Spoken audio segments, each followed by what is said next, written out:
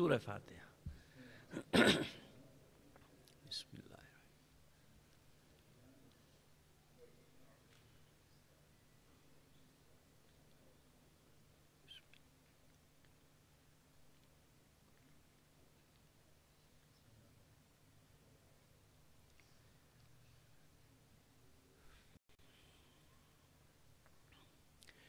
اعوذ باللہ من الشیطان الرجیم، بسم اللہ الرحمن الرحیم، الحمدللہ رب العالمین، الصلاۃ والسلام علی اشرف الانبیاء والمرسلین، سیدنا و نبینا ابی القاسم محمد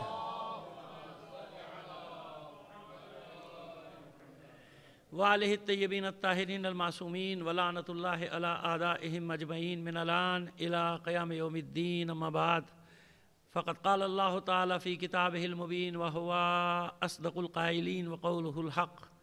بسم اللہ الرحمن الرحیم، لقد ارسلنا رسلنا بالبینات وانزلنا معهم الکتاب والمیزان لیقوم الناس بالقسط، صدق اللہ العلی العظیم۔ صلوات بھیجئے محمد آل محمد پر۔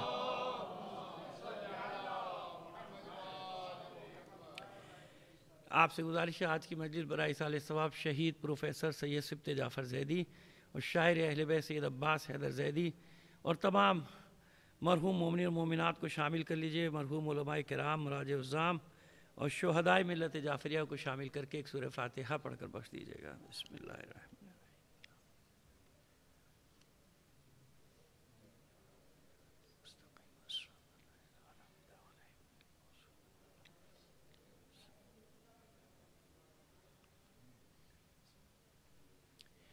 صلوات عنایت فرما دیجئے محمد و آل محمد پر۔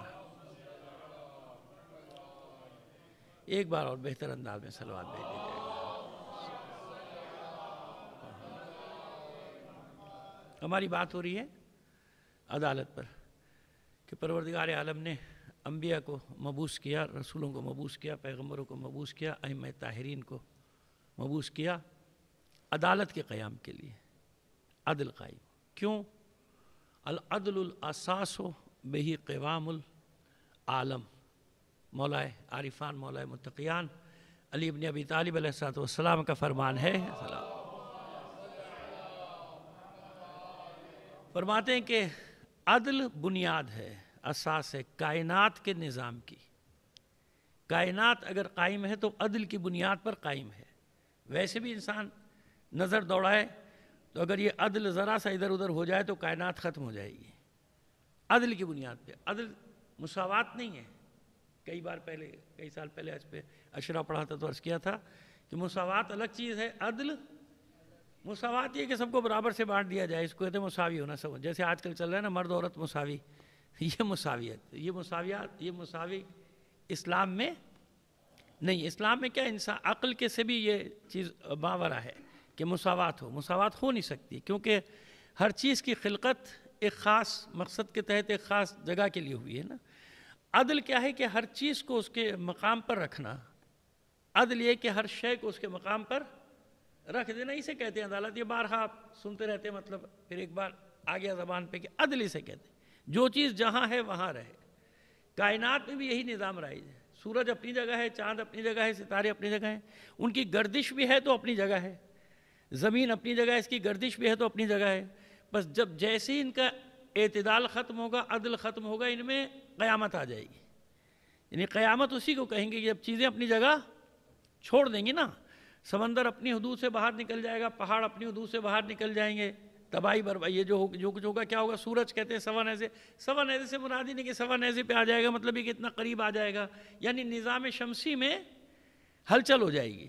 اور اس کی مثالیں پروردگار عالم دکھاتا رہتا ہے، دنیا میں دکھاتا ہے نا کہ ہر چیز کی مثال موجود ہے کہ اگر سمندر میں طغیانی آ جائے تو آپ دیکھیے جو آسمانی آفتیں آتی ہیں یا آسمانی امتحانات ہوتے ہیں، اس کے لیے کوئی رکاوٹ کسی کے پاس ہے نہیں، بعد میں سمیٹ سکتا ہے نقصانات کو، لیکن اس آفت کا مقابلہ، زلزلے کا مقابلہ، سیلاب کا مقابلہ، سمندروں کے چڑھ جانے کا مقابلہ، سونامی کا مقابلہ، یہ سب انسان کے بس کی بات، یعنی یہ ہلکی نشانیاں، یہ آیات، ان کو کہتے ہیں تلک آیات اللہ، یہ اللہ کی نشانیاں جو دکھا رہا ہے کہ تم ترقی کر لو، تم آسمان پہ، تم چاند پہنچ جاؤ، تم مریخ پہ پہنچ جاؤ، تم پلوٹو پہ پہنچ جاؤ، تم کہیں یورینس پہ کہیں پہنچ جاؤ تم، لیکن اللہ کا جو نظام ہے اس سے نہیں ٹکرا سکتے.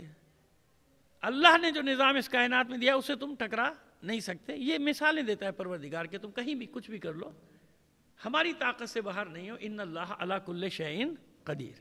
بس کیونکہ کائنات میں عدل ہے.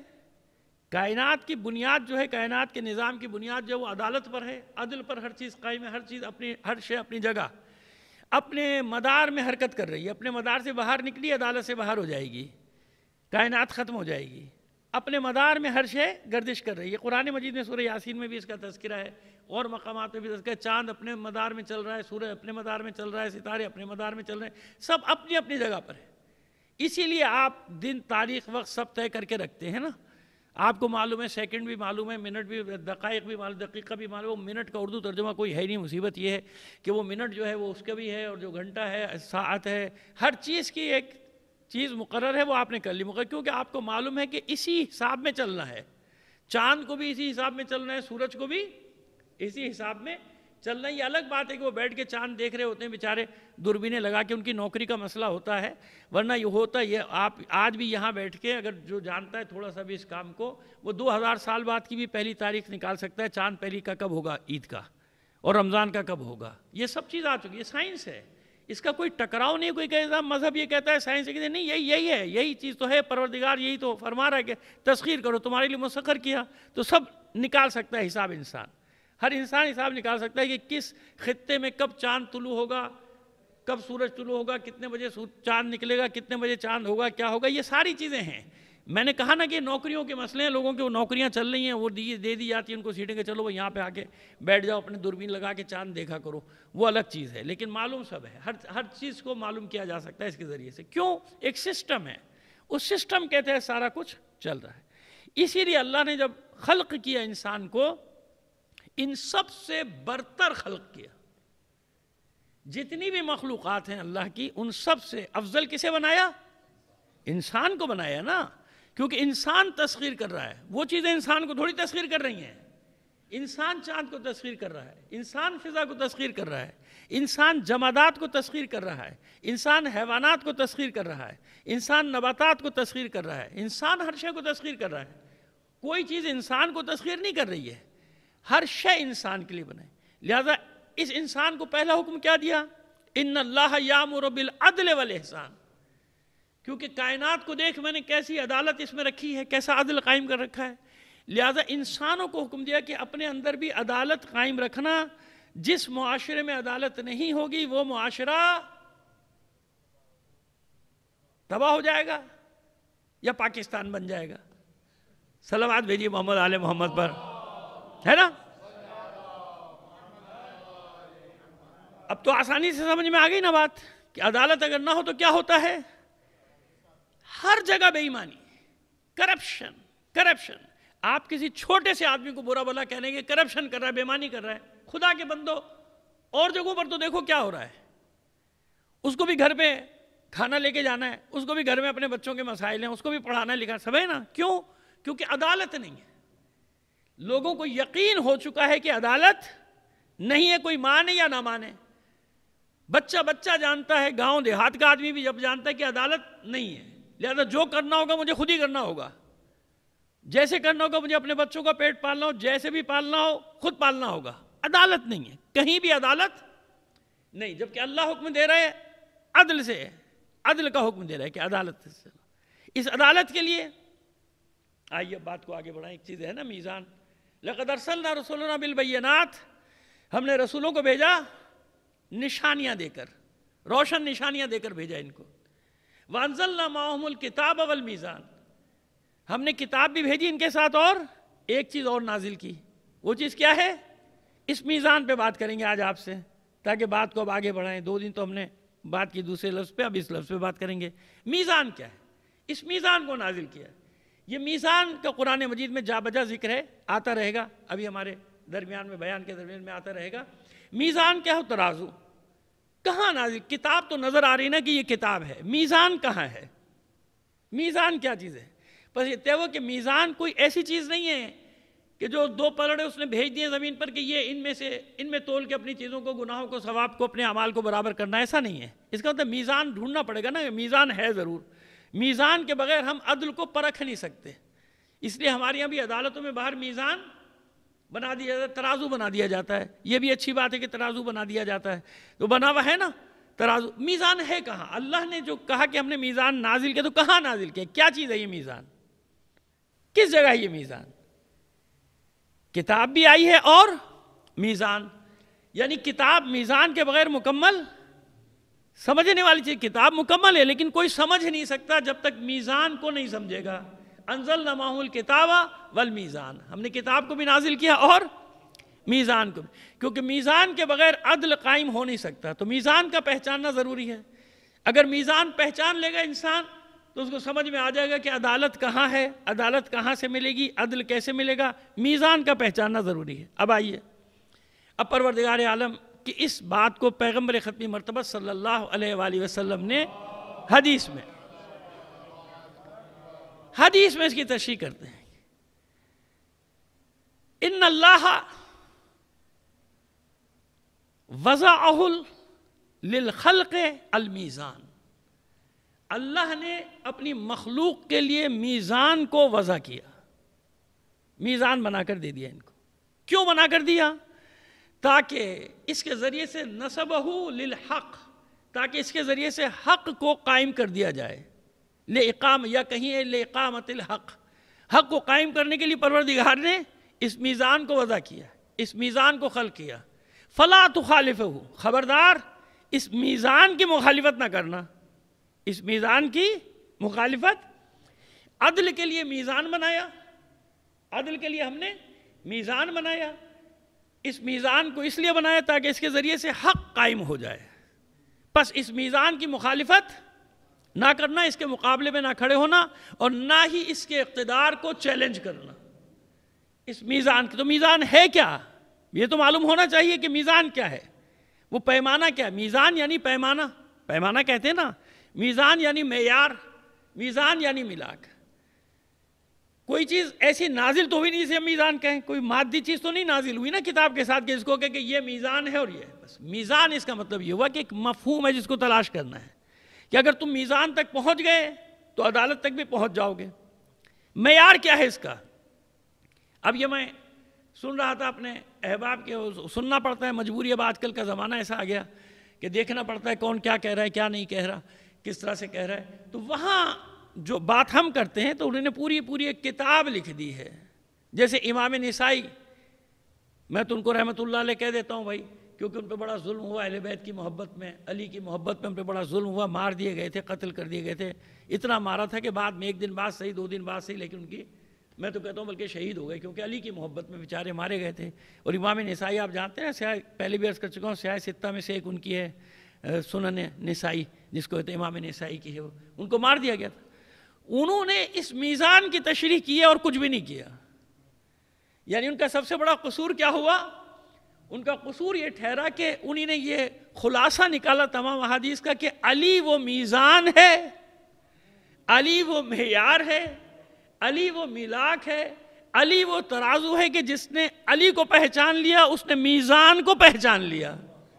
یہ ان کی جو انہوں نے 100 یا 101 حدیثیں جمع کی ہیں، ان کا خلاصہ میں آپ کو بتا رہا ہوں کہ علی وہ میزان اللہ نے اتارا ہے، علی وہ میزان، یعنی امتحان جسے قرار دیا۔ رسول پہ جھگڑا نہیں ہوگا، اللہ پہ بھی جھگڑا نہیں ہوگا، اس میزان پہ آ کے لوگ اٹک جائیں گے، اس میزان کو قبول نہیں کریں گے۔ جب اس میزان کو قبول نہیں کریں گے تو کیا ہوگا؟ عدالت سے باہر نکل جائیں گے، عدل سے خارج ہو جائیں گے۔ اس لیے معیار بتایا گیا، علی کے لیے معیار بتایا گیا، الحق مع علی و علی مع الحق، یا علی مع الحق والحق مع علی، علی حق کے ساتھ ہے، حق علی کے ساتھ۔ اور یہ وہ حدیث ہے، آپ بتا دیں کہ ہے تو 2 جملے، لیکن یہ سیاہ ستہ میں بھی موجود ہے کہ علی حق کے ساتھ ہے، حق علی کے، یعنی جہاں بھی علی ہوگا وہاں پر حق ہوگا۔ لہذا دعا بھی یہی ہے، یہ نہیں فرمایا کہ علی کو ادھر ادھر موڑ دینا جدھر جدھر حق مڑ جائے، ایسا نہیں، بلکہ دعا یہ کی کہ حق کو ادھر ادھر موڑ دینا جدھر جدھر علی، یعنی علی وہ میزان ہے کہ علی جو کرے گا جدھر جائے گا وہی حق ہوگا۔ یہ تعریف کی ہے میزان کی، تب ہمارے یہاں تو ہے یہی تعریف، لیکن ہمارے برادران میں یہ تعریف کی کہ جو اس طرح سے علی کو اپنا معیار بنا لے گا، میزان بنا لے گا، تو علی عدل سے باہر نکلنے نہیں دے گا کسی کو. یعنی جب عدالت کے قیام کا وقت آئے گا تو علی نہ فقیر دیکھے گا، نہ امیر دیکھے گا، نہ اپنا دیکھے گا، نہ غیر دیکھے گا، نہ حاکم کو دیکھے گا، نہ محکوم کو دیکھے گا، نہ قاضی کو دیکھے گا، نہ وکیل کو دیکھے گا. جہاں عدالت کی بات آ جائے، اب جب عدالت نہ ہوئی، مولا عارفان کے ساتھ عدالت کا قتل ہوا. وہ دن اور آج کا دن دنیا ترس رہی ہے عدالت کے لیے، عدل کے لیے، انصاف کے لیے دنیا ترس رہی. کیونکہ ظاہر ہے کہ جب وہ جو معیار تھا، جو میزان تھا، اس کو لوگوں نے چھوڑ دیا. اب بھی جہاں نام لے دیا جائے فوراً آگ لگ جاتی ہے، فوراً جناب ہو جاتا ہے کہ علی علی کرتے رہتے. بات علی علی کی نہیں ہے، بات یہ کہ علی میزان ہے، علی معیار ہے. لا الہ الا اللہ محمد رسول اللہ اپنی جگہ. عدالت کے لیے جو میزان قرار دیا وہ کس کو قرار دیا؟ علی کی ذات کو، کہ علی کے ساتھ ہوگے تو عدالت ہوگی. علی عدالت قائم کرنے میں کہاں تک پہنچے؟ یہاں تک پہنچے کہ اپنے سگے بھائی، بڑے بھائی عقیل کو اس کے حصے سے ایک دمڑی زیادہ نہیں دی. گھر میں فاقے ہیں، بھوکے مر رہے ہیں بچے. ان بھوکے مرنے والے بچوں میں مسلم بن عقیل ہیں، اور مسلم بن عقیل کے دوسرے بھائی ہیں جو کربلا میں شہید ہوئے. تو ہونا کیا چاہیے تھا کہ ان فاقوں کے بعد، اس سختی کے بعد، کہ علی سلاخ کو گرم کر کے آگ میں دہکا کر لے آئے اپنے بھائی کے سامنے کہ کیسی ہے یہ آگ. ڈر کے پیچھے ہٹ گئے تھے عقیل اور کہنے لگے یہ تو جلا دے گی مجھے. کہا کہ پھر اس آگ کا خیال کیا؟ کیا چاہتے ہو علی سے؟ کہ علی بیت المال میں سے، مسلمین کا مال ہے، اس مال میں سے تمہیں دے دے، اس سے زیادہ کہ جو تمہارا حق ہے. بچے بھوکے ہیں، وہ کہہ رہے ہیں کہ گھر میں فاقہ ہے، کچھ نہیں ہے کھانے کو، نہیں ملے گا. جو تھا وہ دے دیا بیت المال سے. یہ الگ بات ہے کہ بعد میں وہ جو علی کا دستور تھا کہ اپنا پیٹ کاٹ کے، اپنے بچوں کا پیٹ کاٹ کے دوسروں کا پیٹ بھر دیتا تھا، وہ الگ بات ہے. لیکن بیت المال سے یہ عدالت علی کی قاتل بن گئی. یہ عدل جو علی نے قائم کیا تھا علی کا قاتل بن گیا. اس عدل کے لیے لوگوں نے چھوڑ دیا، جنہوں نے ساتھ دیا تھا علی کا، جو علی کے ساتھ تھے، جو نعرے لگا رہے تھے آگے آگے مدینے میں علی کی خلافت کے لیے، ساتھ ساتھ، اور اس امید پر ساتھ تھے کہ اب ہمیں والی بنایا جائے گا. والی یعنی ولایت دی جائے گی، ہمیں حکومت دی جائے گی، ہمیں فلاں صوبہ دیا جائے گا. جو وہ چاہتے تھے ہمیں فلاں صوبہ، ہمیں فلاں صوبہ، ہمیں فلاں صوبہ. یہی ہوتا ہے نا آج. کیوں عدالت قتل ہو گئی؟ کیونکہ مسئلہ یہی ہوا کہ جو کچھ دیا جا رہا ہے وہ پسند اور ناپسند کی بنیاد پہ دیا جا رہا ہے. جو عہدے دیے جا رہے ہیں، جو منصب دیے جا رہے ہیں، وہ دیکھ کر دیے جا رہے ہیں کہ ہمارے خلاف فیصلہ کرے گا یا ہماری حمایت میں فیصلہ کرے گا. یہی کچھ ہو رہا ہے کہ نہیں ہو رہا؟ اور یہاں نہیں ہو رہا. یاد رکھیے گا، سب جگہ پوری دنیا میں یہی نظام ہے. کہیں کم ہے، کہیں زیادہ ہے. کل میں نے آپ سے عرض کر دیا تھا، کہیں کم ہے، کہیں زیادہ. تو مولا عارفان کے ساتھ لوگوں نے چھوڑا. کتنی جنگیں کھڑی کر دی علی کے سامنے. جمل، صفین، نہروان، یہ سب جنگیں اس لیے تھیں کہ لوگ علی کی عدالت کو برداشت نہیں کر پا رہے تھے. اپنے بھی ساتھ چھوڑتے جا رہے تھے کہ ہم نے تو اس لیے ساتھ دیا تھا کہ ہمیں کچھ ملے گا. جیسے کہ آج ہے. آج اگر لوگ کسی عالم کا ساتھ دیتے ہیں، کسی سیاسی رہنما کا ساتھ دیتے ہیں، کسی مذہبی رہنما کا ساتھ دیتے ہیں، اور اگر اپنی پسندیدہ چیز نہ ملے، جو توقعات ہیں وہ پوری نہ ہوں، کہ بھئی مجھے بھی کوئی عہدہ ملنا چاہیے تھا. چھوٹے چھوٹے عہدوں پر دیکھ لیا کیجیے آپ، چھوٹے چھوٹے معمولی منصب. یہاں سے معلوم ہوتا ہے کہ اگر اس کو بڑا منصب ملتا تو یہ کیا کرتا. اگر کسی تنظیم میں کسی کو عہدہ نہیں ملے، ناراض ہو کے تنظیم چھوڑ کے بھاگ جاتا ہے. تب سوچیے یہ چھوٹا سا عہدہ ہے. اگر کہیں صدارت اور بادشاہت کی بات ہو تو ہزاروں کو قتل کر دے گا. اسے نہیں معلوم کہ میں ابن زیاد بن گیا، میں ابن سعد بن گیا. اس کے پیش نظر ہے صرف اپنا اقتدار بچانا. اس اقتدار کے بچانے کے لیے کیا کرے گا؟ ظلم و ستم کے بازار گرم کر دے گا. ہر ایک، آپ تاریخیں سنتے تھے، آج دیکھ لیجیے آپ کہ کیا کیا ہارون رشید نے، کیا کیا بنی امیہ نے، کیا کیا بنی عباس نے. کیوں کیا؟ صرف اس لیے کیا کہ ہمارا اقتدار باقی رہے. جتنے لوگوں کو مار سکتے ہو مار دو. آج کیا ہو رہا ہے؟ کوئی بھی ہو، ایکس وائی زیڈ، مقصد کیا ہے؟ مقصد یہ کہ اپنے اقتدار کو بچایا جائے، یا تھوڑا سا طولانی کر دیا جائے، یا تھوڑا سا لمبا کر دیا جائے. اس کے لیے قانون زیر پا، عدالت زیر پا، حکومتی ریٹ زیر پا، کچھ نہیں. ہم جو چاہتے ہیں وہ ہوگا کیونکہ اقتدار ہمارے پاس. یہ تھا سارا جھگڑا علی کا اور علی کے مخالفین کا. مولا عارفان نے وہ کچھ نہیں دیا. جانتے تھے کہ یہ اقتدار کے لالچ میں میرا ساتھ دے رہے ہیں. جب اقتدار کے لالچ میں میرا ساتھ دے رہے ہیں، عدالت کیسے بچے گی؟ اگر علی عدالت کو نہ بچاتے تو کیا ہوتا؟ قیامت تک کے لیے لوگوں کو عدل کا راستہ نہیں ملتا. فاحکم بینہم بالقسط. جب بھی انسانوں میں فیصلہ کرو عدالت کے ساتھ، انصاف کے ساتھ فیصلہ کرو۔ ان اللہ یحب المقسطین، بے شک پروردگار عالم عدالت سے فیصلہ کرنے والوں، عدل سے فیصلہ کرنے والوں کو دوست رکھتا ہے۔ کہاں گئی عدالت؟ کس جگہ گئی عدالت؟ کیا کیا؟ جو وہاں بیٹھے ہوئے عادل تھے ان لوگوں نے کیا کیا؟ بادشاہوں کے حق میں فیصلے دیے، فتوے دیے۔ وہی سلسلہ آج تک چلا آ رہا ہے کہ نہیں آ رہا؟ جسٹس منیر کو لوگ گالیاں دیتے ہیں، آپ بھی دے دیا کیجئے، وہ چلا گیا نا، اب دنیا میں نہیں ہے، اس کو سب ٹی وی پہ بیٹھ کے برا بلا کہہ رہے ہوتے ہیں۔ آج کتنے جسٹس منیر بیٹھے ہوئے ہیں ہمارے یہاں؟ یہ جسٹس منیر جس نے نظریہ ضرورت کے تحت آمریت کو حق دیا تھا کہ آمریت بالکل ٹھیک ہے، نظریہ ضرورت کے تحت بالکل ٹھیک ہے، جب سے آج تک وہ نظریہ ضرورت کے تحت ان لوگوں کو رکھا جاتا ہے جو ان کے لیے نظریہ ضرورت کے تحت فتوے دیں، یعنی فیصلے دیں، اس کو برا بلا کہا جاتا ہے۔ اور ان قاضیوں کو لوگ بھول گئے کہ جن لوگوں نے استعفے دے دیے، جن لوگوں نے چھوڑ دی اپنے منصب، غلط فیصلہ نہیں کی، کیوں؟ کس لیے نہیں کیا ان لوگوں نے؟ سب کے سامنے ایک بات تھی۔ اب پھر ایک مولا عارفان کا ایک قول آپ کے سامنے پیش کرتے ہیں، صلوات بھیجیے محمد آل محمد پر، پانی دے۔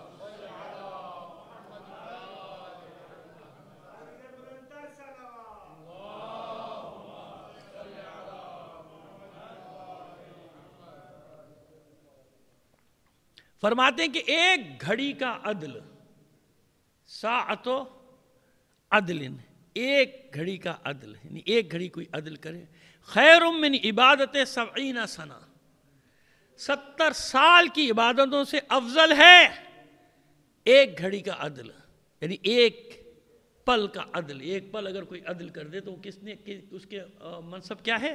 70 سال کی عبادت سے خیر، اچھا ہے، خیر۔ کیسے 70 سال؟ کیسے 70 سال؟ قیامها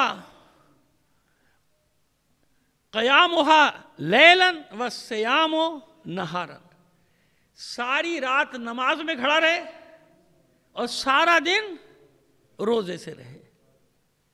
ایک پل کی عدالت، 70 سال کی ایسی عبادت جس میں وہ سارا سال 70 سال ساری رات نمازیں پڑھتا رہے، سارا دن روزے سے، اس سے افضل ہے، اس سے اچھا ہے۔ یعنی عدالت ایک لمحے کی، ایک پل کی عدالت اس سے اچھی ایک گھڑی کی، ساتھ ایک گھنٹہ کہہ لیجئے، چلیے آپ ساتھ کو ایک گھنٹے کا معنی میں لیے، حالانکہ وہاں تو گھڑی لکھا ہے ترجمے میں گھڑی، لیکن چلیے ایک گھنٹے کی عدالت، ایک گھنٹے کی عدالت 70 سال سے، اور ساعت و جورن، اور ایک پل کا ظلم، ایک پل کی بے عدالتی، عند اللہ اشد من معاصی 70 سنہ، اللہ کی بارگاہ میں 70 سال کے گناہوں سے زیادہ ہے۔ 70 سال ایک زندگی ہوتی ہے انسان کی، ایوریج یہی ہوگا نا بھائی، آج کل تو ایوریج اس سے بھی کم ہے، لیکن چلیے 70 سال رکھ لیجئے۔ 70 سال گناہ گار زندگی گزارے، وہ سب گناہوں سے زیادہ اس کا ایک گناہ ہوگا جب وہ ناانصافی کرے۔ صبح سے شام تک کتنی ناانصافیاں دیکھ رہے ہیں آپ؟ کہاں کہاں ناانصافیاں دیکھ رہے ہیں آپ؟ ہے کسی غریب کے لیے عدالت؟ ہے کسی غریب کے لیے انصاف؟ جس کی پہنچ نہیں، وہ بیچارہ تو جا بھی نہیں سکتا، راستے میں مار دیا جائے گا، اٹھا لیا جائے گا، جیسے میں نے کہا لاپتہ کر دیا جائے گا اگر کوئی آواز اٹھائے۔ آواز اٹھانے پر ہے، یہ آواز اٹھانے پر ہی ہے، کہاں سے انصاف ملے گا؟ اور پروردگار عالم کی بارگاہ میں ایسا ظلم جو ہے وہ کیا ہے؟ 70 سال کے گناہوں سے بھاری ہے وہ ایک عمل۔ 70 سال کے گناہ ایک طرف، کیوں؟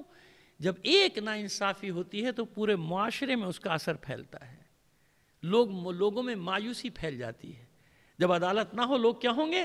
مایوس ہو جائیں گے، معاشرہ تباہی کی طرف جائے گا، معاشرہ انارکی کی طرف جائے گا، یعنی یہاں کوئی ہے ہی نہیں چیز، عدالت ہی نہیں، نہ عدالت ہے، نہ انصاف ہے، نہ کوئی ریٹ ہے، انارکی کی طرف جائے گا، لوٹ مار کی طرف جائے گا، چور پیدا ہوں گے، ڈکیت پیدا ہوں گے۔ کیوں؟ ان کے پاس جواز ہے، ان کے پاس جواز یہ کہ جو اوپر بیٹھے ہیں وہ ہم سے بڑے چور ہیں، جو اوپر بیٹھے ہیں وہ ہم سے بڑے ڈاکو ہیں، لہذا جواز بن رہے ہیں نا ان کے لیے۔ لیکن وہ بھوک کا مارا پکڑا جائے تو دیکھیے اس کے کیسے چتھڑ کر کے لوگ مار دیں گے۔ میں کوئی ڈکیتوں کی حمایت نہیں کر رہا بھائی، چوروں کی حمایت نہیں کر رہا، میں وجہ بتا رہا ہوں، سبب بتا رہا ہوں کہ کیوں پیدا ہوتا ہے یہ۔ جب وہ دیکھے گا چمچماتی گاڑیوں میں گھومتے ہوئے لوگوں کو، اور اپنے گھر میں فاقے دیکھے گا، اپنے گھر میں جوان بہن کو دیکھے گا بغیر شادی کے بیٹھی ہے، جب اپنے گھر میں بوڑھے ماں باپ کو دیکھے گا بغیر دوا کے، تو کیا کرے گا؟ وہ کہے گا ایک ہی بار زندگی ہے۔ میں نے ایسے لوگوں کے انٹرویو سنے بھی اور خود کیے بھی اور دیکھے بھی، وہ کہتے ہیں ایک ہی بار تو زندگی ملی ہے بھائی، مرنا تو ویسے بھی ہے، مر جائیں گے، لیکن کم سے کم اپنے گھر والوں کو تو دیکھیں۔ اب اسی میں بیچارہ پکڑا جاتا ہے، مار دیتے ہیں، پولیس مار دیتی ہے، پولیس مقابلے میں، یا لوگ پکڑ کے مار دیتے ہیں اس کو، انہیں تو نہیں معلوم کہ اس کے گھر میں کیا حالات ہیں۔ تو یہ بے عدالتی کیا کرتی ہے؟ ظلم کو پیدا کرتی ہے۔ وہ ظلم کر رہا ہے، ڈکیتی جو کر رہا ہے ظلم کر رہا ہے، میں کہہ رہا ہوں آپ سے کہ وہ ظلم ہے، وہ کوئی اچھا کام نہیں کر رہا، وہ ظلم کر رہا ہے۔ لیکن اس ظلم کا سبب کون بن رہا ہے؟ ہاتھ کس کے کاٹے جانے چاہیے؟ سڑک پہ گھسیٹ کے کس کو مارنا چاہیے؟ سڑک پہ لا کے کس کو ذلیل کرنا چاہیے؟ کون ہے اس کا ذمہ دار؟ سمجھ میں آ رہی ہے ہماری بات؟ اسے کہتے ہیں کہ حاکم کے ہاتھ کاٹو پہلے، جس حاکم کی وجہ سے معاشرے میں چور پیدا ہوتے ہیں، جس حاکم کی وجہ سے معاشرے میں ڈکیت پیدا ہوتے ہیں، جس حاکم کی وجہ سے لوگوں کی جرت بڑھتی ہے کرپشن کرنے کی، اور کرپشن کی دلدل میں پھر ایک بار گرے تو پھر گرتے چلے گئے، گرتے چلے گئے، گرتے چلے گئے، گرتے چلے گئے۔ اس لیے کہتے ہیں عدل۔ اگر عدل نہیں تو پھر کچھ بھی نہیں۔ اور ترس رہے لوگ عدالت کو، ترس رہے نا، بس یہی وہ امید کی آخری کرن کہ جو اسلام بھی دے کر جا رہا ہے، جو اہل بیت علیہ السلام بھی دے کر جا رہے ہیں، کہ ایسا نہیں ہے، یعنی مایوس نہیں ہونا۔ اللہ نے جو بقیت اللہ تمہارے لیے رکھا ہے نا، اللہ نے جو تمہارے لیے بچا کے رکھا ہے، اس کا کام کیا اب یہ بتا دیجیے۔ ابھی تک میں بات کر رہا تھا بعثت انبیاء کا مقصد کیا ہے؟ عدالت، عدل کے لیے آئیں گے۔ وہ جو آخری آئے گا وہ کس لیے آئے گا؟ اسی لیے آئے گا نا۔ اب اول آخر کو ملا لیجئے آپ، یعنی اول کے آنے کا مقصد بھی عدل کا قیام ہے، اور جو آخر آئے گا وہ کس لیے آئے گا؟ ظلم و جور سے پر دنیا کو عدالت سے پر کر دے گا۔ اس کا زمانہ ایسا ہوگا کہ وہ محاورے میں جو کہتے ہیں کہ شیر اور بکری ایک گھاٹ پانی پئیں گے، اس کے زمانے میں ہوگا کہ مشرق سے ایک عورت اکیلی چلے گی، جوان عورت، اور مغرب کے آخری سرے تک چلی جائے گی، کوئی اس کو پوچھنے والا، کوئی چھیڑنے والا، کوئی اس کو تنگ کرنے والا نہیں ملے گا۔ زمین اپنے خزانے، اچھا آپ بتائیے آپ کے یہاں خزانے نہیں ہیں نا؟ لیکن سامراجی معاہدوں کے تحت آپ وہ خزانے نکال بھی نہیں سکتے۔ سب کچھ ہے آپ کے پاس، سونا آپ کے پاس، دنیا کے سب سے بڑے کوئلے کے ذخائر آپ کے پاس، دنیا کے دوسرا یا تیسرا بڑا نمک کا خزانہ آپ کے پاس، تیل آپ کے پاس ہے، گیس آپ کے پاس، نہیں نکال سکتے۔ جو انہوں نے 2-4 کنویں کھود کے دے دیے وہی، باقی نہیں نکال سکتے ہیں۔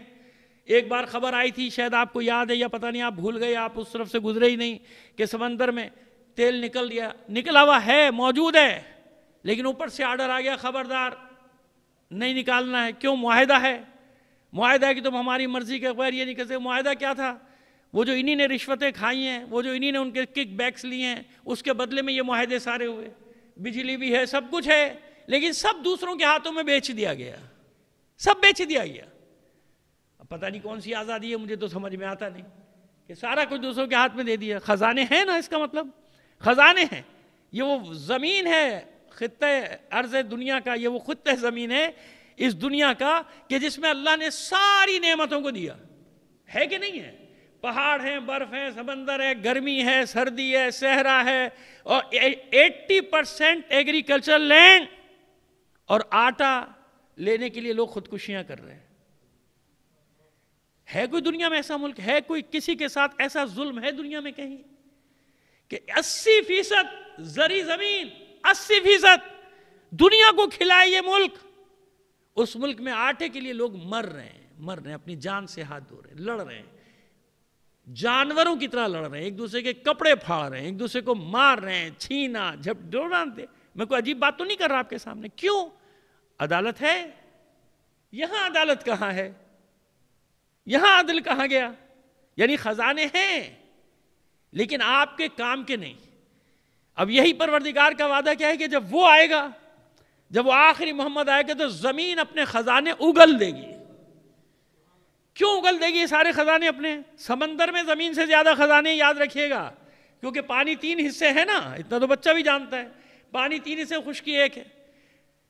میں نے خود یہ آج سے کوئی 20-25 سال پہلے رپورٹ پڑھی تھی، اسپوٹنک کی رپورٹ پڑھی تھی، کہ زمین سے 10 ارب گنا زیادہ غذائی مواد سمندر میں بھائی۔ یہ کوئی مولوی بات نہیں کرے کہ مولوی کہہ دے تو آپ کہیں گے مولوی ایسی اڑایا کرتے ہیں پیپر کی، پتہ نہیں کہاں کے لیے آتے ہیں مولوی، آسمان کی زمین۔ مولوی نہیں کہہ رہی ہے، یہ وہ محققین کہہ رہے ہیں سمندر کے، جنہوں نے تحقیق کی کہ 10 ارب گنا۔ اس کا مطلب ایسا نہیں ہے کہ آبادی بڑھ جائے گی تو کھانا نہیں ہوگا، آبادی نہیں ہوگی تو کھائیں گے کہاں سے؟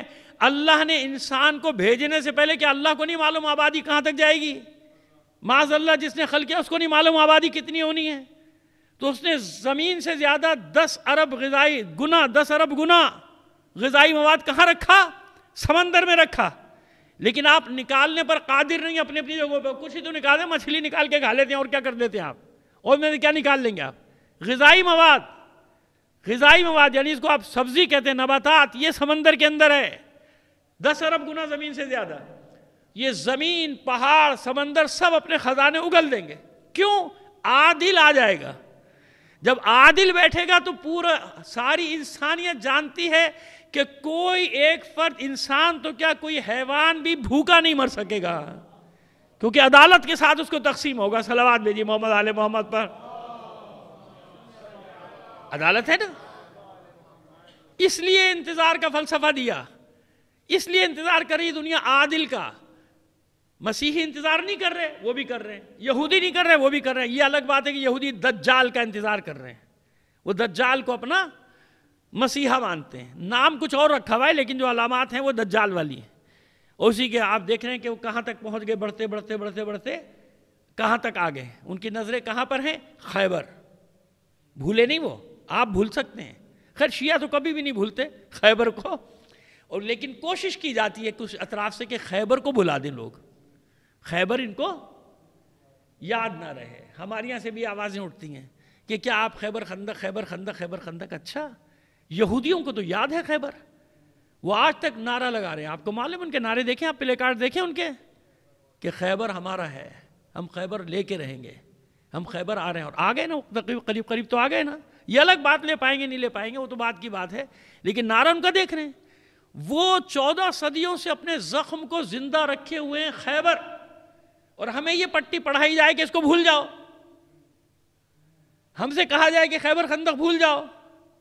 ہم سے کہا جائے کہ اس کا کیا فائدہ؟ نہیں، اس کا فائدہ، کیونکہ یہ یہودی سازش ہے کہ تم بھول جاؤ، ہم یاد رکھیں، تاکہ جب ہم قبضہ کریں تو تمہیں کوئی پرواہ نہ ہو. خیبر ہی تو تھا، ایک پہاڑی تو تھی جس کو لے، پہاڑی نہیں، وہ علامت ہے، وہ معیار ہے، وہ ملاک ہے.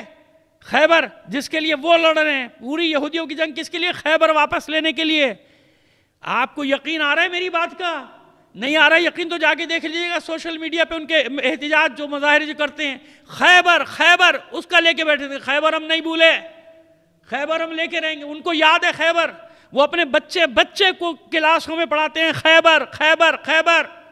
خیبر ہمیں لینا ہے مسلمانوں سے. پرائمری سے پڑھانا شروع کرتے ہیں کہ ایک بچے کا دماغ وہ برین واشنگ کر دیتے ہیں کہ خیبر لینا ہے. ہمیں پٹی پڑھائی جائے خیبر نہیں، ہمیں پٹی پڑھائی جائے خیبر. کب تک خیبر کرتے رہو گے؟ نہیں کریں گے خیبر، کیونکہ ہمارا مقابلہ ہے یہودیوں کے ساتھ. اگر یہودی وہاں قدم بڑھائیں گے تو پھر ہمارا لشکر بھی تیار ہے خیبر بچانے کے لیے. یعنی ساری لڑائی وہی چل رہی ہے. وہ اب تک نہیں بھولے خیبر کو. ہمیں کہا جاتا ہے کہ بھول جاؤ، ہمیں کہا جاتا ہے. ایک صلوات بھیجیے محمد آل محمد پر. تو وہ جو آنے والا آ رہا ہے، معلوم ہے کیوں آ رہا ہے؟ سمجھ میں آ رہی ہے بات کہ وہ بڑھتے جا رہے ہیں اسلامی دنیا کی طرف. ساری علامات قریب آ رہی ہیں، پہنچ گئے وہ ہماری زمینوں تک. سارے عالم عرب پہ انہوں نے قبضہ کر لیا، غیر اعلانیہ قبضہ ہو گیا نا. حکومت ان کی نہیں ہے، پٹھو تو ان کے ہیں.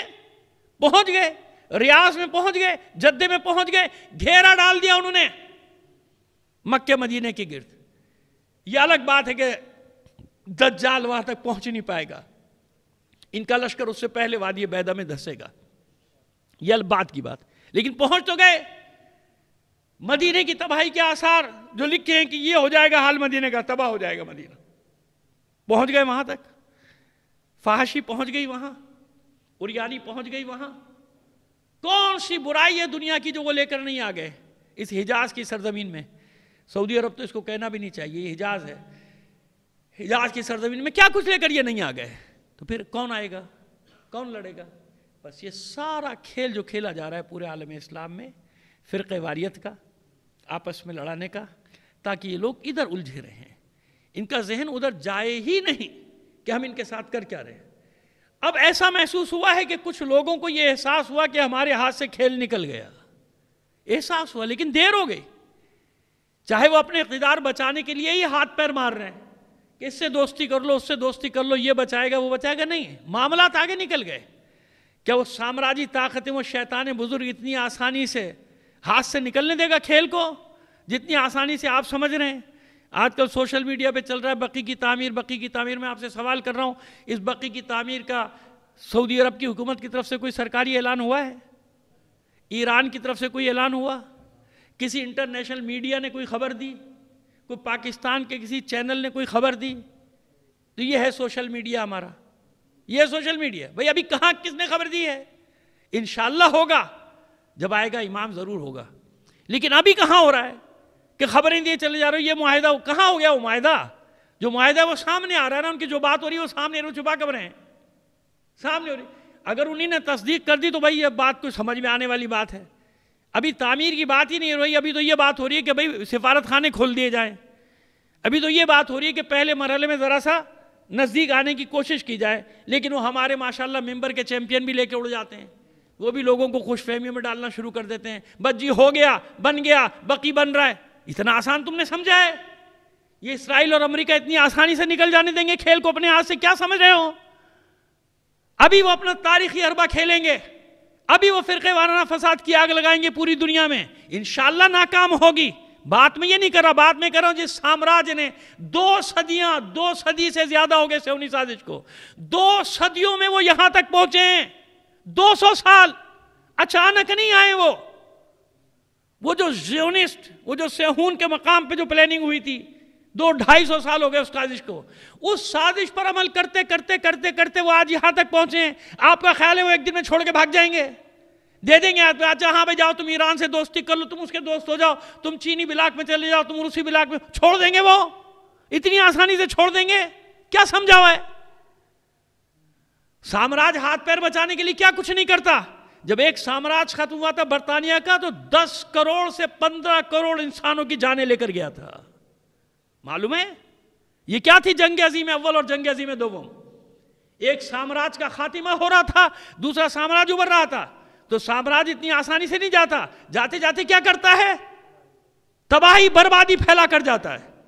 15 کروڑ انسانوں کا قتل ہوا تھا جب ایک سامراج بدلا تھا۔ تو آج کے زمانے میں آپ کیا سمجھ رہے ہیں کہ وہ آسانی سے اپنا ٹین ٹاپڑا اٹھائیں گے لے جائیں گے؟ وہ جو انہوں نے وہاں اپنی تنصیبات اپنے اڈے، فوجی اڈے سے بنا اٹھا کے لے جائیں گے، قطر سے، بحرین سے، حجاز سے، ایمریٹ سے، سب اٹھا کے لے جائیں گے ایک بات کے اوپر کہ ہاں بھائی ان کی دوستی ہو گئی، دوستی ہونے دو۔ کیا سمجھ رہے ہیں آپ؟ بچوں کا کھیل ہے یہ؟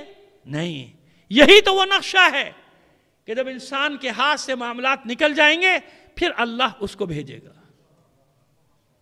ہاں، سلام ہے ان مومنین پر جو اس عادل کے انتظار میں میدان میں ڈٹے ہوئے ہیں۔ اب معجزہ بھی بتا دینا آپ کو، آپ پریشان ہو گئے، آپ کو خوش بھی تو کر دوں ذرا سا۔ صلوات بھیجیے محمد آل محمد پر۔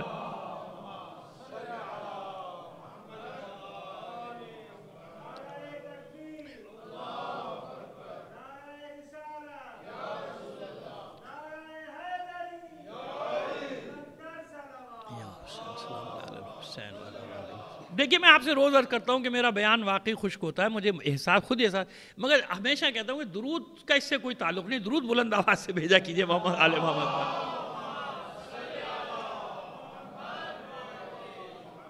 دیکھیے اب بات سمجھ میں آ رہی ہے؟ ایسا نہیں ہے، کہتے ہیں اللہ کا وعدہ ہے مکروا مکر اللہ واللہ خیر الماکرین۔ یہ اپنی چالیں چل رہے ہیں، چلنے دیں۔ اور واقعی ایسی بھیانک چالیں ہیں کہ اگر انسان کا یقین، اعتقاد، اس کا ایمان مضبوط نہ ہو، ڈاواں ڈول ہو، متزلزل ہو، تو ڈر جائے گا اور بیٹھ جائے گا ڈر کے کہ نہیں بھائی ان سے نہیں لڑا جا سکتا۔ سارے وسائل ان کے پاس ہیں نا، سارے وسائل۔ یہ خلا میں بیٹھ کے حکومت کر رہے ہیں نا، خلا سے بیٹھ کے، یہ آپ کے مجمع کو دیکھ رہے ہیں بیٹھ کے، چھتوت ان کے لیے کچھ نہیں ہے، یہ چھتوت کچھ نہیں ہے۔ ان کو معلوم ہے کہاں کیا ہو رہا ہے۔ ایک ایک انسان کا بایو ڈیٹا انہوں نے لے لیا آپ سے، ایک ایک انسان کا، اس کورونا کے ذریعے سے لے لیا نا۔ اس کورونا کے ذریعے سے کیا کیا؟ بیماری تھی جو بھی تھی وہ تو 10-12 سال کے بعد راز فاش ہوں گے سارے کے سارے، لیکن ہوئی تو تھی نا، لوگ مرے بھی۔ اس کی آڑ میں کیا ہوا؟ پوری دنیا کے 7 ارب انسانوں کا ڈیٹا ایک جگہ جمع ہو گیا ان کے پاس، 7 ارب انسانوں کا، کوئی ان سے چھپا ہوا نہیں۔ پہلے یہ ان کا حال دیکھ لیجئے کہ ان کا حال کیا ہے، انہوں نے کہاں تک ترقی کی ہے، سارا ڈیٹا انہوں نے آپ کا لے لیا۔ آپ ایئرپورٹ پہ جائیں، آپ ٹرین پہ جائیں، کہیں جائیں، ادھر آپ نے اپنا شناختی کارڈ دیا، انہیں نے مشین میں اسکین کیا، پوری آپ کی ڈیٹیل ان کے سامنے، کچھ پوچھنے کی ضرورت نہیں ہوتی انہیں، ساری آپ کی تاریخ ان کے سامنے. یہ تو اب آج کل کے بچے بھی کر لیتے ہیں ماشاءاللہ، ان بچوں کو بھی معلوم پوری دنیا کا ڈیٹا انہیں کیوں لیا؟ تاکہ انہیں معلوم رہے کہ کتنے مسلمان ہیں، کتنے کون ہیں، کتنے کون کس فرقے کا ہے، کیا ہے شیعہ، پھر ان شیعوں میں کون سا کس فکر کا حامل ہے. یہ سب چیزیں یقین جانیں آپ، یہ ساری چیزیں یہ ہم نے خود بھی تجربے کیے ہوئے کہ کیسے وہ لوگ ٹریس کرتے ہیں نا چیزوں کو، کیسے ٹریس کرتے ہیں. آپ بھی کر لیجئے گا کبھی، بتا دیں گے آپ کو اکیلے میں کہ کیسے وہ ہمیں ٹریس کرتے ہیں نا، تو ہم بھی ان کو ٹریس کر لیتے ہیں انشاءاللہ. صلوات بھیجیے محمد عالم.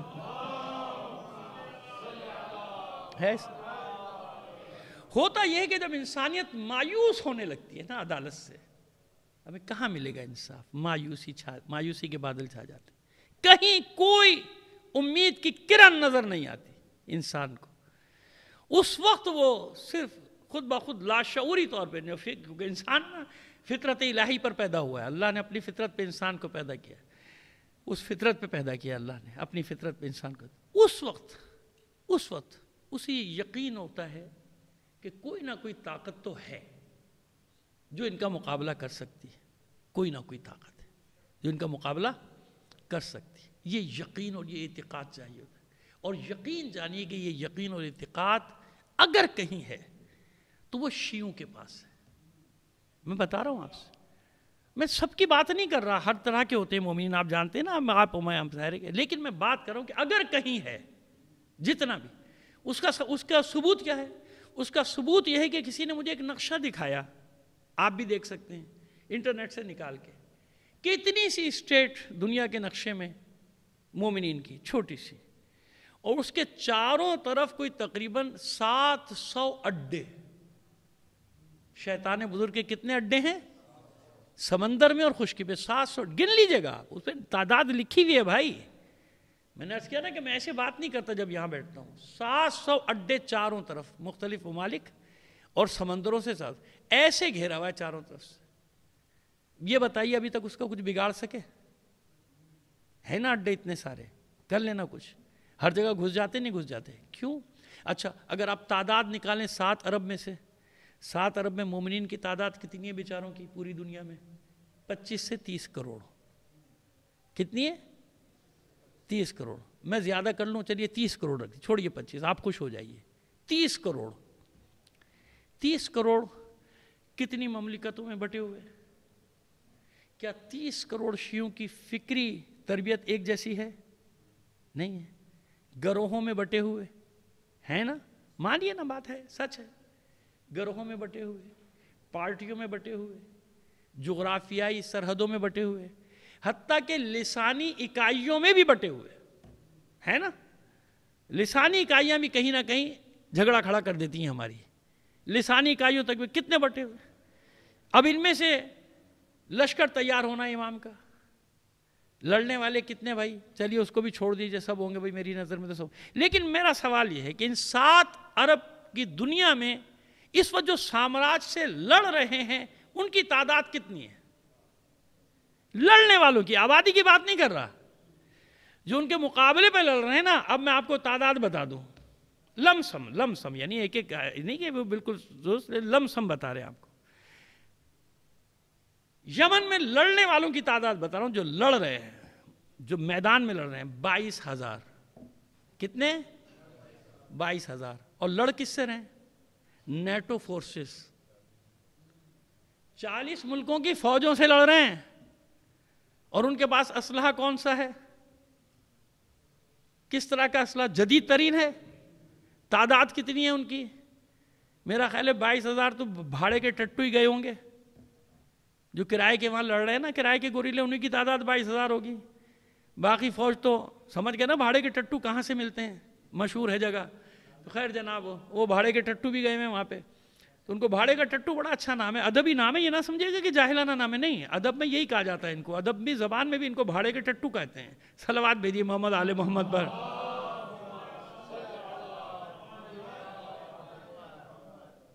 22,000 بمقابلہ لاکھوں کی فوج الگ اور دنیا کا میڈیا الگ. جو وہاں حکومت ہے اسے وہ میڈیا کہتا ہے باغی, اور جو باغی ہیں جن کا وہاں وجود ہی نہیں انہیں کہتے ہیں حکومت. دیکھا آپ نے میڈیا کا کمال. یمن کے مجاہدین کو کیا کہتے ہیں؟ یمن کے باغی. حکومت ان کی ہے تو وہ ہو گئے باغی. اور جو باغی ہیں جو وہاں ہیں ہی نہیں, وہ دوسرے ملکوں میں رہ رہے ہیں, نام نہاد کسی کو, ایک کو صدر بنا دیا, ایک کو وزیر اعظم بنا دیا, وہ سعودی عرب میں رہ رہا ہے, کوئی برطانیہ میں, وہ حکومت ہے.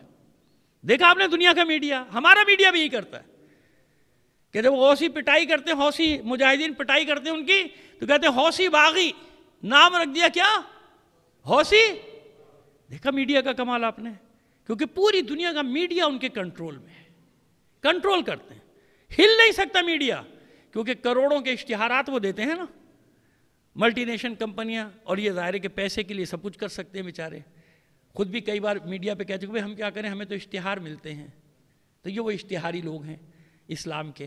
تو خیر جناب, 22,000. لبنان میں کتنے فورس کی تعداد بتا رہا ہوں آپ کو, 15,000. کتنے؟ کب سے لڑ رہے ہیں؟ 90 سے 33 سال ہو گئے. 15,000. اور کیسے ناکو چنے چبوائے ہیں ساری دنیا کو, اور کہاں کہاں نہیں. شام کو کس نے بچایا؟ کس نے بچایا سیریا کو, زینبیہ کو؟ وہی ہے نا. 15,000. تعداد کتنی ہے لڑنے والے؟ حامیوں کی بات نہیں کر رہا بھائی, میں فورسز کی بات کر رہا ہوں. 22,000, 15,000. عراق میں جو مجاہدین جنہوں نے بھگایا دنیا کے سفاک ترین دہشت گردوں کو, دفع کیا, عراق سے نکالا, مارا, ان کو نابود کیا, ان کی تعداد ہے 30,000. 1 لاکھ نہیں ہوئے نا ٹوٹل؟ نہیں ہوئے نا. شام میں تو آپ کو حیرت ہو جائے گی. شام کی فوج تو بیچاری آپ جانتے ہیں, بیچاری ایسے ہی ہے, وہ تو فوج تو ختم ہی ہو گئی. جو مجاہدین وہاں پر لڑ رہے ہیں ان کی ٹوٹل تعداد ہے 17 سے 18,000. 1 لاکھ نہیں بنے. یہ 1 لاکھ سے کم. اب دیکھیں یقین, جو میں بتاؤں یقین کس کو کہتے ہیں, اعتقاد کسے کہتے ہیں, ایمان کسے کہتے ہیں. کیسے لڑ رہے ہیں یہ ساری دنیا سے؟ لڑ رہے ہیں نا, دنیا کی ساری شیطانی طاقتوں سے لڑ رہے ہیں یہ. اتنے چند مٹھی بھر لوگ, ان کی تعداد کیا ہوئی بھائی؟ ان کو جمع کر لیں تو نقشے میں نظر ایک مکھی کے نقطے پہ بھی نظر نہیں آ رہے. یہ 70-80 ہزار مجاہدین, لیکن لڑ رہے ہیں نا. یہ ہے وہ اللہ کی طرف سے یقین. اور یہ ہمارے لیے بھی یقین کہ جب یہ اتنے سے مٹھی بھر غیبت کے زمانے میں سامراج کو ایک قدم آگے نہیں بڑھنے دے رہے, ان کی طاقتوں کو آگے نہیں بڑھنے, اور ان کی سازشوں پر نظر نہیں رکھے, وہ ان کی سازشوں کا جواب بھی فوراً دیتے ہیں, فوراً دیتے ہیں. گڑبڑ ہوئی ایران میں, گڑبڑ ختم ہو گئی 1 مہینے میں. 6 مہینے ہمارا میڈیا زہر اگلتا رہا, 6 مہینے اگلتا رہا نا زہر. آج کل حالات خراب ہو کے ٹھیک بھی ہو گئے, ختم ہو گیا سب, لیکن اڑاتا رہا نا سارا میڈیا. 6 مہینے چلاتا رہا, خراب حالات کی بنا پہ, خراب حالات کی بنا پہ خراب. میں تو مانیٹر کرتا ہوں نا ایک ایک چیز کو. آپ کو معلوم ہے کہ اسرائیل میں گزشتہ 15 دن سے کیا ہو رہا ہے؟ کیا ہو رہا ہے تل ابیب میں, کیا ہو رہا ہے حیفا میں, کیا ہو رہا ہے ان کے دیگر شہروں میں؟ آگے لگی ہوئی ہیں, مالز جل گئے, لیکن میڈیا بس ایک لائن دے کے خاموش. کیوں؟ وہ بھی مجبوراً دینا پڑا, کیونکہ جب CNN BBC نے دے دیا تو اب انہیں بھی دینا پڑا ذرا سا. یہی بات وہاں ہو جاتی تو اب کوئی نہیں کہہ رہا کہ نظام خطرے میں آ گیا.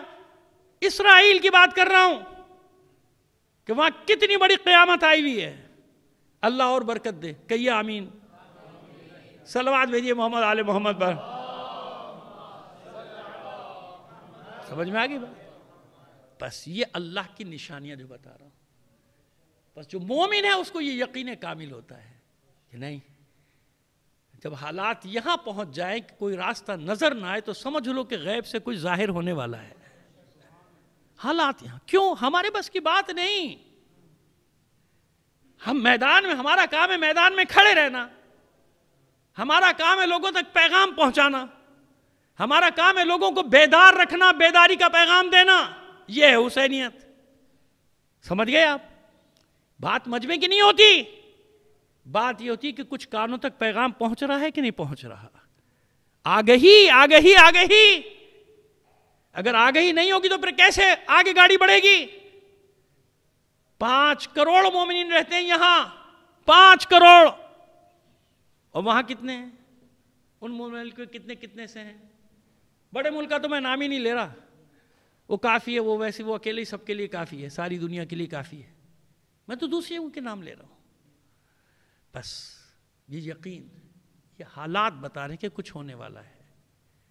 बस कौन इन पर हावी आएगा? हम तो हावी नहीं आ सकते दुनियावी हिसाब से ना भाई। हमारे हालात, हमारे वसाइल और उनके वसाइल, वो तो खुद आएंगे भी नहीं, या उनके पिट्ठू बैठे हुए ना सारे, जो कहते हैं कि हम वेंटिलेटर पे, कोई कह रहा है हम वेंटिलेटर पे पड़ा हूं, कोई कह रहा है मैं ये कर रहा हूं, कोई कह रहा है IMF के बगैर नहीं चल सकते, कोई यूं कर रहा है, कोई अजीब हालात हैं कि नहीं? जिनका बाइकाट है गुज़िश्ता 44 साल से, बाहर बैठ के दुनिया कहती है भूखे मर रहे हैं, कुछ नहीं है इक़्तिसादी बाइकाट। जो जाता है वहां आके हैरान से होकर कहते हैं भाई वहां तो कुछ भी नहीं, वहां तो सब खा रहे पी रहे हैं, वहां तो हमसे अच्छे हालात, हमसे अच्छी सड़कें, हमसे अच्छे पुल, हमसे अच्छे कारखाने, हमसे अच्छी गाड़ी, सब बना रहे, खुद कर रहे नहीं कर रहे। तो जो बाइकाट था वो बाइकाट नेमत बन गया। काश के हमारा भी ये जान छोड़ देता, मनहूस अमेरिका हमारा बाइकाट कर देता, तो मरते डरते कुछ तो हम बना लेते खुद अपने हाथों से। उनका बाइकाट हुआ, वो दुनिया की अजीम कौम के दरमियान में जाके खड़े हो गए, उनका अलायंस सुपर ताकतों से बन गया, कोई इज्जत नफ्स का सौदा नहीं किया। क्यों? हुसैनी थे, जानते थे एक कदम हम बढ़ाएंगे 10 कदम अल्लाह हमारी मदद करेगा। सलवात भेजिए मोहम्मद आले मोहम्मद पर। बस समेट रहे बयान को, आज तो बहुत ही ज्यादा खुश्क हो गया था, लेकिन ये पैगाम भी आपको देना जरूरी था हालात हाजरा के हिसाब से कि इत्मीनान रखें, यकीन रखें इस बात, हमारा यकीन कामिल है, हम हो या ना हो, सुबह जरूर होगी, हमारे आने वालों को सुबह मिलेगी, हमारे आने वाले वो निज़ाम देखेंगे, हमारे आने वाले वो अदालत देखेंगे इंशाअल्लाह। दुआ यही है कि हम भी रहें। कहते हैं ना कि कभी कभी ज़िंदगी की दुआ मांगना भी इबादत है। और ये मैं नहीं कह रहा हूँ, हमारा एक बहुत बड़ा मुजाहिद हसन नसरुल्लाह, उसने किसी मौके पे कहा था, यकीन करें ये उसके अल्फाज हैं, मेरी बात का यकीन कीजिएगा, वो कहता था ज़िंदगी की दुआ मांगा करो, इसलिए दुआ मांगा करो कि इन जालिमों के निज़ाम को गर्क होते हुए देखो। इसलिए मैं कह रहा हूँ कि ज़िंदगी हो, लेकिन वो अल्लाह जानता है, ना हो कोई बात नहीं, आगे वाले देखेंगे, आने वाले देखेंगे। आवाज़ महफूज रहती है ना, आजकल तो बड़ा अच्छा है ना आवाज़, कि किस किस ने आवाज़ उठाई। अलमिया यही है कि हुसैन ने इतना बड़ा मिंबर दिया, मगर इससे आपस के इख्तिलाफात, एक दूसरे पे कीचड़ उछालो, एक दूसरे को बुरा भला कहो, और जो कुछ कहना है करना है, जो करना है करो, लोगों को उम्मीद भी तो दिलाओ, लोगों को यकीन दिलाओ कि वो है, देख रहा है, हम नहीं देख रहे ना, वो देख रहा है, बेचैन है पर्दे गैबत में, बेचैन है। अली का बेटा इंतजार कर रहा है कब हुक्म खुदा होगा और कब वो आएगा। तैयार रहना चाहिए ना ज़हनी तौर पे। बस वो एक निज़ाम आएगा, वो निज़ाम आएगा, अल्लाह का वादा है, किसी मौलवी का वादा थोड़ी है। अल्लाह ने वादा किया, भेजूंगा उसे, ज़रूर भेजूंगा रूए ज़मीन तुम्हारे लिए, तुम पर हाकिम बनाकर भेजूंगा। और जब वो आएगा तो फिर आप जानते ना कि इंतकाम होगा, इंतकाम लेगा वो, खून हुसैन का भी इंतकाम लेगा। किससे खून हुसैन का इंतकाम लेगा? कातिलान हुसैन तो गए, वो तो गए। कुछ को सलमान बिन सुरद खिजाई ने मारा, कुछ को मुख्तार ने मारा, बाकी बाद में मर गए, ख़त्म हो गया किस्सा। कौन बचा? खून हुसैन का इंतकाम किससे? मुंतकिम आले मोहम्मद है वो, आले मोहम्मद का इंतकाम ले किससे? अब तो बहुत आसान है ना समझना। यजीद नहीं रहा, यजीदियत बन गई। जैसे आप कहते ना कि या लैतना कुन्ना माकुम फनफूज़ फौज़न अज़ीमा, काश करबला वालों हम आपके साथ होते तो इस अजीम दर्जे पर फाइज होते हैं ना, कहते हैं ना। बस यकीन जानिए, जिसने दिल की गहराइयों से कलमा अदा किया वो हुसैन के नासिरों में है, वो आज भी हुसैन की नुसरत कर रहा है, हुसैन की मदद कर रहा है, हुसैन के इस्तिगासे का जवाब दे रहा है। یعنی اس لشکر میں ہے، اس لشکر میں ہے جو حسین کا لشکر ہے۔ اس کے مقابلے پر نعرے سن رہے ہیں نا آپ، یزیدیت کے نعرے سن رہے ہیں نا آپ، یزیدیت کو سر اٹھاتے دیکھ رہے ہیں نا آپ، ساری چیزیں آپ کے سامنے ہیں کہ نہیں ہے؟ بس اس کا مطلب یہ اعلان وہاں سے ہو رہا ہے کہ اگر یہ کربلا میں ہوتے تو یزید کے لشکر میں ہوتے، نواسے رسول پہ حملہ کرنے والے میں ہوتے۔ یہ فکر کا انتقام ہے، فکر کا، جہاں جہاں وہ فکر ہوگی حسین کا بیٹا انتقام لے گا، اس یزیدیت کو نہیں چھوڑے گا۔ لیکن بس حوصلوں کی بات ہے، اور آج کی مجلس کا آخری پیغام یہ ہے، خبردار ایک لمحے کے لیے بھی کبھی ظلم کے لیے اپنے دل میں محبت پیدا نہیں ہونے دینا۔ ایک لمحے کا ظلم 70 سال کی عبادتوں کو کھا جاتا ہے۔ کسی ظالم کے لیے اپنے دل میں جگہ، چاہے کوئی بھی اچھا نہ ہو گھر بیٹھ جاؤ، لیکن ظلم کا ساتھ نہیں دینا ہے، ظالم کا ساتھ نہ دو۔ جو معاشرے میں لوگوں کے حقوق کو کھا رہے ہوں، ختم کر رہے ہوں، بھوک بو رہے ہیں، بھوک۔ ان کے اپنی مراد دیکھیں، ان کی اپنی زندگیاں دیکھیں، یہ اپنی تنخواہیں چھوڑنے کو تیار ہیں، یہ اپنے الاؤنسز چھوڑنے کو تیار ہیں، یہ اپنے کوٹھیاں بنگلے چھوڑنے کو تیار ہیں، جو تمہیں تقوی کا درس دے رہے ہیں، جو تمہیں صبر و تحمل کی تلقین کے ان کے پاس ہے۔ ان کے لیے محبت دل میں نہ رکھنا، ان کے لیے محبت رکھنا ایسے ہی ہے جیسے خود ظلم کرنا۔ کہتے ہیں نا کہ لعن اللہ امتن قتلت کا، لعن اللہ امتن ظلمت کا، لعن اللہ امتن رضیت بذالک، سمعت بذالک ورضیت بہ۔ جس نے، جو راضی بھی رہے گا نا ان کے ظلم پر، وہ بھی، اس پر بھی لعنت ہے اللہ کی۔ جو ان پر راضی ہوگا ظالموں پر، ان پر راضی ہونے والا بھی اللہ کی لعن، اللہ کی لعنت ہے ان کے اوپر۔ ساتھ نہیں دیا، راضی رہے، دل میں ظالم کی محبت ہے۔ دل میں ظالم کی محبت کیسے؟ کربلا میں کیا ہوا؟ 72 تھے نا، سب شہید ہو گئے، لیکن کیسے کیسے تھے؟ کبھی غور کیا آپ نے؟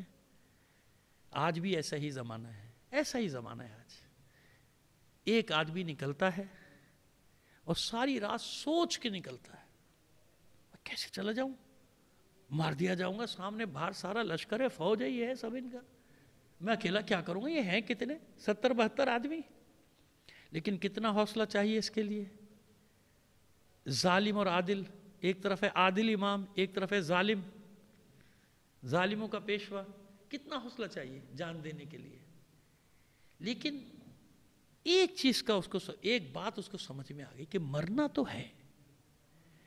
اگر میں آج نہیں بھی جاتا حسین کی طرف، کتنے دن زندہ رہوں گا؟ مر جاؤں، اور کیا معلوم یہ بھی سوچ رہا ہو، کیونکہ کیا معلوم صبح ہی قتل ہو جاؤں، حسین کا کوئی سپاہی مجھے مار دے، ہے نا؟ مرنا تو ہے، یہ سوچتا ہے کون؟ بہادر آدمی، دلیر آدمی، دلیر تھا نا، کہ مرنا تو ہے، اور کیا معلوم صبح ہی مار دیا جاؤں۔ لیکن پھر اس کے بعد کیا ہوگا؟ موت تو آنی، بچ بھی گیا پھر کتنے دن زندہ رہوں گا؟ مر جاؤں گا، لیکن پھر اس کے بعد کیا ہوگا؟ وہ سوچتا ہے آگے تاریخ کا، جو ہمارے لوگ نہیں سوچتے، جو بیٹھے ہیں اوپر، یہ نہیں سوچتے کہ تاریخ میں ان کا نام کس طرح سے لیا جائے گا اور کس طرح لکھا جائے گا۔ مرنا تو ہے، پھر کیا ہوگا اس کے بعد؟ بس یہ جب اس کی سمجھ میں آ گیا تو سمجھ گیا کہ عزت اور ذلت کا فرق کیا ہے۔ مارا جاؤں گا، لاشا پڑا رہے گا، دفنانے والا کوئی نہیں ہوگا، لیکن اللہ جو عزت دے گا وہ قیامت تک کی عزت کوئی مجھ سے چھین نہیں سکتا۔ مرنا تو تھا، مر گئے، باقی بھی مر گئے، ان کا کوئی نام جانتا ہے؟ لشکر میں ہزاروں مر گئے، کون نام جانتا ہے؟ کچھ نہیں۔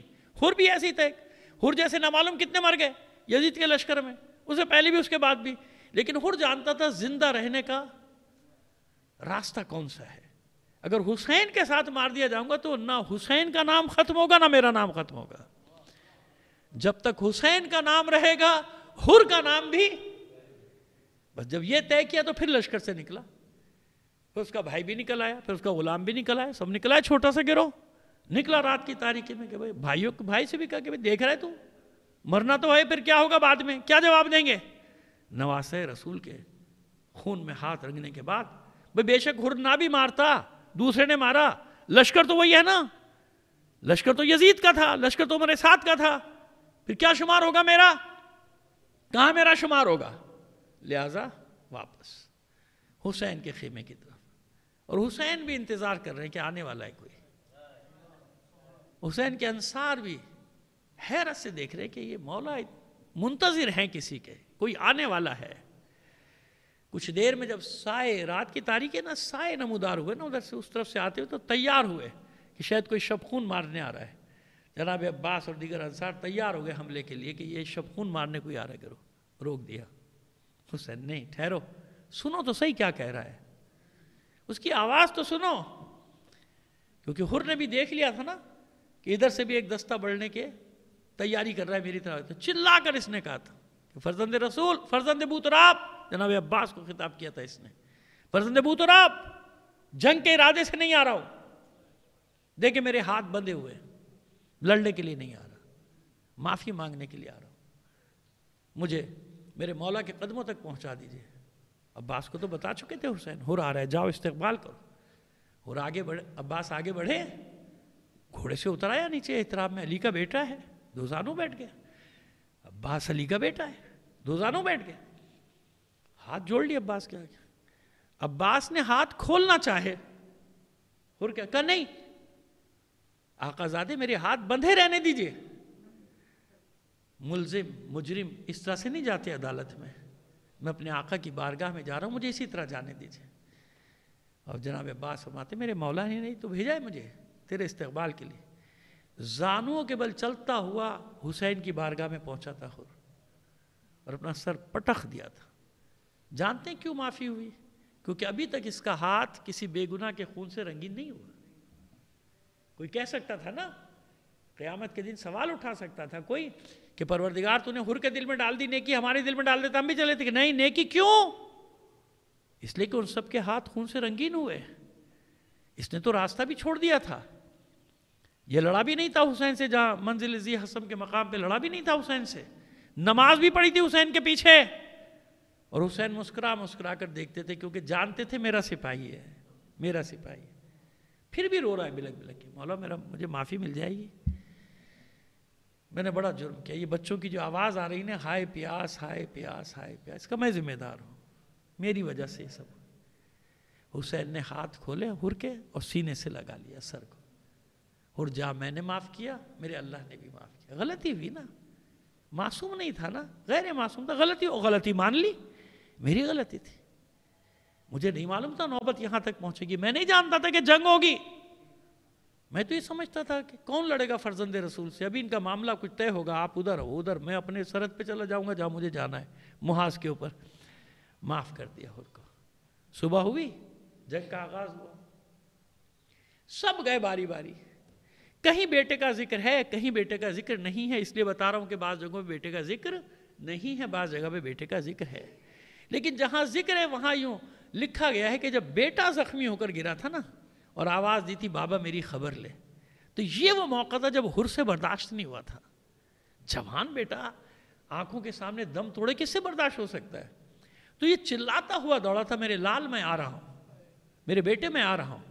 تو حسین نے آواز دے کر عباس کو، ابن اوسجا کو، علی اکبر کو آواز دے کر کہا تھا کہ دوڑو، پکڑ لو اس کو، روک لو. حر کو جانے مت دینا، جوان بیٹے کا لاشا ہے. ابھی کل ہی تو میں نے جناب علی اکبر کی شہادت پڑھی آپ کے سامنے. جوان بیٹے کا لاشا ہے، حر سے دیکھا نہ جائے گا.